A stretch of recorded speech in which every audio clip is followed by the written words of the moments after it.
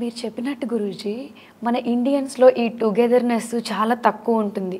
Other మన countries నుంచి చూసుకొని వచ్చి క్రిస్టియన్స్ కానివ్వండి మా మతంలోకి డబ్బులు ఇచ్చి జాయిన్ చేసుకోవడం కానివ్వండి, అంటే హిందువులు అయ్యుండి మనం మన మన సంస్కృతిని మన సాంప్రదాయాల్ని మనం కాపాడుకోకుండా ఎక్కడో వచ్చిన కల్చర్ని దేన్నో తీసుకుని వచ్చి అడాప్ట్ చేసుకొని దాన్ని ప్రమోట్ చేస్తూ ఉన్నారు.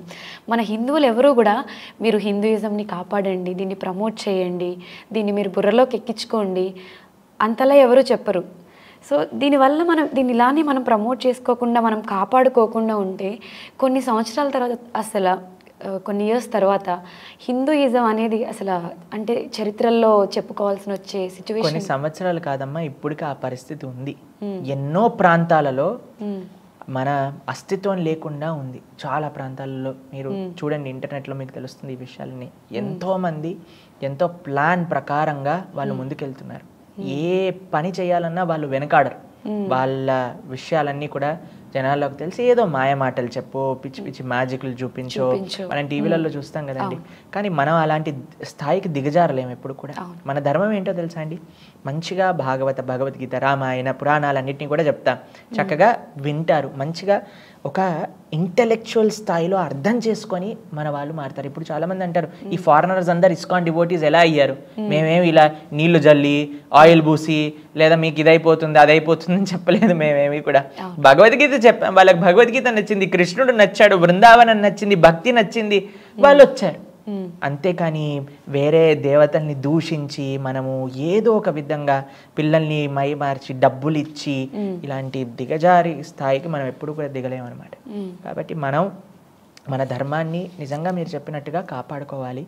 దాంట్లో అందరం కలిసి ప్రతి ఒక్కళ్ళు కూడా, ప్రతి ఒక్క హిందూ ఆధ్యాత్మికవేత్త కేవలం కూడా మీరు ఇచ్చేయండి, మీకు ఈ డబ్బులు వస్తాయి, ఇచ్చేయండి, ఈ కష్టాలు పోతాయి అని మనం దేవుణ్ణి కేవలం కష్టాలు ఒక ఏటీఎం మషీన్గా, ఒక పనివాళ్ళ ఇంట్లో ఉన్నట్టుగా మనం వాడుకుంటే అది ఎవ్వరికీ మంచిది కాదమ్మా.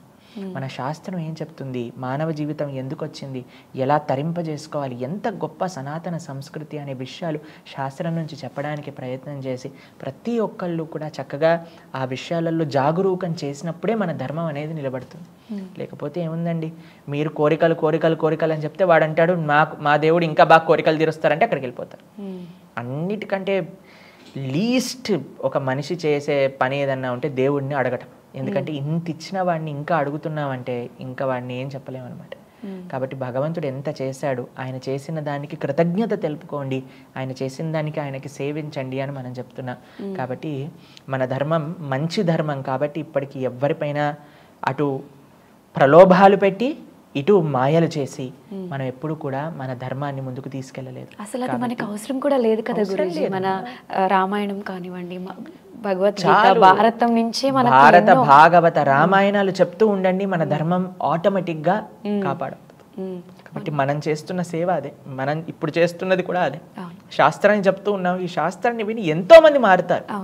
మనం ఏం మ్యాజిక్ చూపించాల్సిన అవసరం లేదు, ఏం పిచ్చి పిచ్చి వేరే ధర్మాలను మనం మాటలు అనాల్సిన అవసరం లేదు. చూడండి అప్పుడప్పుడు వాళ్ళు ఎలా దూషణ చేస్తూ ఏవేవి స్థాయికి దిగబోయి జారిపోతారన్నమాట. మన ధర్మం ఒకళ్ళు కత్తి చూపించి మార్చారు, ఇంకొకళ్ళు మ్యాజిక్ చూపించి మార్చారు. కానీ మనం మాత్రం శాస్త్రాన్ని శాస్త్రీయంగా ప్రమాణంగా మాట్లాడి ఇప్పటికీ 1000 సంవత్సరాల తర్వాత కూడా మన ధర్మం మిగిలింది అని అంటే మన ధర్మం యొక్క గొప్పతనం చెప్పుకోండి. ఎన్ని చేసినా మన ధర్మాన్ని మన పూర్వీకులు కాపాడారు. కానీ ఇప్పుడు ఈ జనరేషన్, మనం ఉన్న జనరేషన్ ఏదో వాళ్ళ యొక్క భౌతిక కోరికల వల్ల ఈ ధర్మాన్ని నాశనం చేస్తున్నారు. బాహ్యమైన శక్తి ఈ ధర్మాన్ని ఎప్పుడు ఏం చేయలేకపోయింది, కానీ మన వాళ్ళే మన ధర్మాన్ని నాశనం చేస్తున్నారు. కాబట్టి ఈ ధర్మ పరిరక్షణ కోసం మనందరం ఒక సంకల్పంతో ముందుకెళ్ళాలి. తప్పకుండా ఆ భగవంతుడి యొక్క దయ వల్ల తప్పకుండా జరుగుతుంది. అసలు ఇంత చిన్న ఏజ్లో మీరు చేస్తున్న ఈ కృషి ఏదైతే ఉందో నిజంగా మీకు చేతులెత్తి దండం పెట్టచ్చు గురూజీ. అంతా భగవంతుడి యొక్క దయ, ఆచార్యులు గురువుల యొక్క దయ. ఇప్పుడు చూడండి, ఏది చేయాలన్నా సరే స్వామి దయ ఉంటే కదండి మనం చేయగలుగుతాం. కాబట్టి ఆ భగవంతుడి యొక్క దయ వల్లనే ఏదైనా జరుగుతుంది. కాబట్టి మేమేం చేయట్లేదు, ఆ స్వామి ఏదో ఒక కొద్దిగా సేవ ఆయన శక్తి వల్ల మేము చేయడానికి ప్రయత్నం చేస్తున్నాం. అందరి తోడ్పాటు ఉంటే ఇంకా బ్రహ్మాండంగా చేయగలుగుతాం. గురూజీ ఇప్పుడు మనము చాలా వీడియోస్లో బయట చూస్తూ ఉంటాము.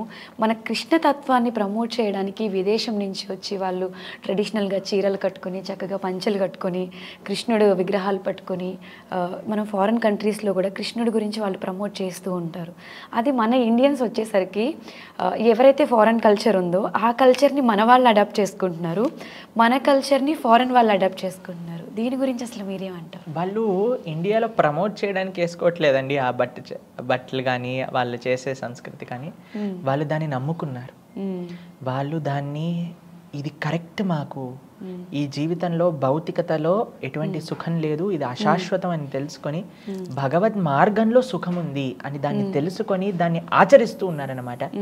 కానీ ప్రపంచం అంతా భారతదేశం వైపు చూస్తే మన వాళ్ళు మాత్రం ప్రపంచం వైపు చూస్తున్నారు. ఇది మన దగ్గర ఇప్పుడు చెప్పండి, ఇంట్లో మనకు అంటారు కదా, ఇంట్లో ఉండే వాళ్ళకి గౌరవం లేదు, బయట వాళ్ళకి గౌరవం అని, అలా తయారైపోయింది అనమాట. మన దగ్గర ఉండే మన సంస్కృతి, మన సాంప్రదాయం, ఎంత మంచిగా మన సాంప్రదాయం, మన సంస్కృతి మనకు ఉంది, దీన్ని వదిలేసి ఎక్కడనో మేము ఆచరిస్తామంటే దానికంటే మూర్ఖత్వం ఇంకోటి లేదు. కాబట్టి మనం everybody is looking for the Indian spirituality. మనం కొద్దిగా కాన్షియస్ తీసుకొని ఎంతమంది ప్రపంచంలో ఉండే వాళ్ళు ఎలా మన భారతదేశాన్ని ఎంత గౌరవిస్తున్నారు, మన భారతీయ సంస్కృతి సంప్రదాయాలు ఎంత గౌరవిస్తున్నారని చూసి దాన్ని మనం తెలుసుకొని, అందుకే శ్రీల ప్రభుపాదుల వారు అమెరికాలో ఈ సంస్థ స్థాపన చేయడానికి రీజన్ ఏంటో తెలుసా అండి? భారతీయులకు ఎంత చెప్పినా వాళ్ళు వినట్లేదనమాట. అమెరికన్లు ఏం చేస్తే అది చేస్తామంటున్నారు. కాబట్టి ప్రభుపాదుల వారు అనుకున్నారు అమెరికన్స్ని మారుస్తాను, తర్వాత ఈ భారతీయులు మారుతారు అని. వాళ్ళని మార్చి ఇక్కడ తీసుకొచ్చాక వందలాది వేలాది మంది ఇక్కడ వాళ్ళు కూడా ఇంట్రెస్ట్ పెంచుకున్నారనమాట. అక్కడ వారు ఇక్కడికి వస్తే తప్ప ఇక్కడ వారు మరి మనం ఎలా ఉన్నామండి అసలు? మనది అని చెప్తే వినేవాళ్ళు ఉన్నారా అసలు? మన వాళ్ళని చీప్గా తీసుకునే వాళ్ళు ఉంటారు. కానీ ప్రపంచం అంతా కూడా ఎంత గౌరవిస్తుంది భారతీయత. కాబట్టి మన లోపల భారతీయులలో వినయం లేకుండా పోయింది. అది ఎప్పుడైతే వస్తుందో అప్పుడు మన రూట్స్ మనకు బాగుండాలి. ఇప్పుడు ఏదో నేను ఇండియన్ని, నేను భారతీయుణ్ణి అని చెప్పడంతో సరిపోదండి. భారతీయత అంటే భారతీయ సనాతన సంస్కృతి, భారతీయ ఆచారాలు, భారతీయ కట్టుబాట్లు, భారతీయ శాస్త్రం. కాబట్టి ఇవి మనం ఆరాధన చేసినప్పుడు, ఎప్పుడైతే మనం దీన్ని అర్థం చేసుకుంటున్నప్పుడే మనం నిజమైన భారతీయులం అవుతాం. అసలు గురూజీ ఇది ఎక్కడ లోపం అంటారు? అంటే యువత మారాలి అంటే అసలు మీరేం సందేశం ఇస్తారు? యువత మారాలి అని అంటే ఎన్నో ఫ్యాక్టర్స్ ఉన్నాయి. ముఖ్యంగా తల్లిదండ్రులు, టీచర్స్, ఎడ్యుకేషన్ సిస్టమ్, ఫ్రెండ్స్, చాలా పెద్ద వ్యవస్థ అండి. చాలా పాడు చేసేసుకున్నాం మన భారతీయ సంస్కృతి సాంప్రదాయాలను. కానీ లెటెస్ట్ ట్రై నౌ. తల్లిదండ్రుల్లో జ్ఞానం ఉండాలి, పిల్లల్ని మంచి ఆధ్యాత్మిక మార్గంగా పెంచాలి అనే విధంగా వాళ్ళు ముందుకెళ్ళాలి.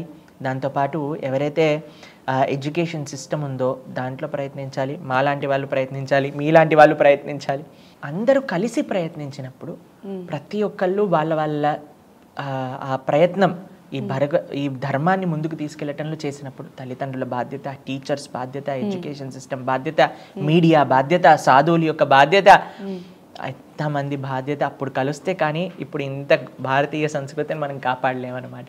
కాబట్టి మనందరం ప్రయత్నిద్దాం. ధర్మో రక్షతి రక్షితః. మనందరం ధర్మాన్ని రక్షించినప్పుడు ఆ ధర్మమే మనల్ని రక్షిస్తుంది. ఇప్పుడు మన ప్రభుత్వం కూడా ఆధ్యాత్మికత వైపు సపోర్ట్ చేస్తుంది. రీసెంట్గా మనం G20 సమ్మిట్లో వసుదైవ కుటుంబంని కూడా సపోర్ట్ చేసింది. అలాగే మన ఇండియన్స్, మనం ముఖ్యంగా హిందువులు గోవుల్ని ఎక్కువగా పూజిస్తాము, గోమాత అంటాము. కృష్ణుడికి గోవులంటే ఎంతో ప్రేమ. మరి అటువంటి గోవుల్ని మన జాతీయ జంతువుగా అలా ప్రకటిస్తే బాగుంటుంది అని మీరు అనుకుంటారా? చూడండి, ఒక మంచి ప్రభుత్వం, మన ధర్మాన్ని ఎంకరేజ్ చేసే ప్రభుత్వం దొరకటం కూడా చాలా రేర్ విషయం అన్నమాట. మనకి ఎవరైనా అలా ధర్మం కోసం నిలబడిన వాళ్ళు ఉంటే వాళ్ళతో మనం కూడా నిలబడాలి. ఎవరైనా సరే, అది మన సనాతన సంస్కృతిని కాపాడడానికి వాళ్ళ సంకల్పం ఉంటే వాళ్ళు ఎవరైనా సరే వాళ్ళ వెనకాల మనందరం కలిసి ఉండాలి. మన హిందువులలో ఒక చేతన రావాలండి. ఏంటో తెలుసా అండి, మన ధర్మం కోసం మన సాంప్రదాయం ఎలా అయితే వర్ధిల్లడానికి ఎవరైనా ప్రభుత్వం నించుంటుంది, ఒక వ్యక్తి నించుంటున్నారు అని అంటే వాళ్ళకి మనం సపోర్ట్ చేయాలి. హిందువులు అనుకుంటారండి మా పొట్ట నింపితే చాలు, మనకి బాగుంటే చాలు, ధర్మం ఏదైనా, ధర్మం గురించి ఆలోచించే వాళ్ళు ఉన్నారండి అసలు చెప్పండి? కానీ మిగతా వాళ్ళు చూసారనుకోండి, ఎంత వాళ్ళు ఎవరు సపోర్ట్ చేస్తారో వాళ్ళకే సపోర్ట్ చేయటం, ఎంత టుగెదర్నెస్ ఉంది వాళ్ళ దగ్గర. కానీ మన దగ్గర లాస్ట్ ఏదన్నా ఆలోచిస్తాడంటే హిందూ ధర్మం గురించి. అందరు అలా ఉన్నారు అని అనట్లేదు, కానీ చాలామంది భావన. అందుకే మేము చేసే ప్రార్థన మీకు ఏంటి అంటే, ఎవరైతే ఈ ధర్మాన్ని సంరక్షించడానికి నిలబడ్డారో, ఎవరైతే ఆ ధర్మం పట్ల కమిట్మెంట్ ఉందో అటువంటి వాళ్ళ వెనకాల మనం అందరం కలిసి ఉండాల్సిందే. అప్పుడే, ఎందుకంటే అండి ఒక వ్యవస్థ మారాలి, అందరం కూడా బాగుండాలి అని అంటే ఒక మంచి ప్రతినిధి మనకు కావాలి. ఎవరైతే ఆ ధర్మాన్ని, మన శాస్త్రాలను సంరక్షించి, మన యొక్క మీరు చెప్తున్నారు ఇప్పుడు గోసేవ అని చెప్తున్నారు, గోవులని సంరక్షించాలి, ఎంత ముఖ్యం. మన మన ఆరాధన గోవుకి మనం చేస్తామన్నమాట. కృష్ణుడికి చెప్తారు గోపాలక అని ఆయన పేరు అనమాట. ఎప్పుడు కూడా గోప ప్రియా అని అంటారనమాట. కాబట్టి ఆ గోవులు ఎప్పుడు కూడా ఎవరైతే కాపాడడానికి సంకల్పం చేసుకుంటున్నారో, గోహింస అన్నిటికంటే మహాపాపం అది. కాబట్టి గోవులని సంహరించటం అవన్నీ కూడా ఎవరైతే బ్యాన్ చేస్తారో అటువంటి వాళ్ళ వెనకాలే మనం ఉండాలి, మన ప్రయత్నం కూడా ఉండాలన్నమాట. ఇప్పుడు దీనికండి ఒక్కళ్ళు సంకల్పం సరిపోదండి, అందరూ టుగెదర్గా రావాలి. ఇందాక చెప్పినట్టుగా మీడియా రావాలి, సాధువులు రావాలి, హిందువులు మేలుకోవాలి, ముఖ్యంగా నిద్రలో నుంచి మేలుకొని నేను నా ధర్మాన్ని కాపాడుకోవాలి అనే ఒక ప్రయత్నం మనం అందరం కలిసి చేసినప్పుడే ఈ దేశాన్ని సంరక్షించవచ్చు, ఈ భారతీయ సనాతన సంస్కృతి మనం కాపాడగలుగుతాం అన్నమాట.